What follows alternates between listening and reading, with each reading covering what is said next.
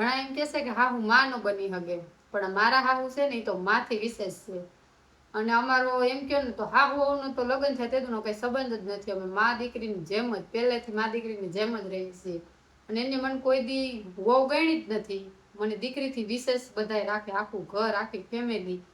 અને હું દીકરીની જેમ રહું ને હું એને માં સમાન જ રાખું છું. અત્યારે એવી ગરમી છે ને, લાઈટ નથી ને તો અમને હવા નાખીને ખવડાવે છે.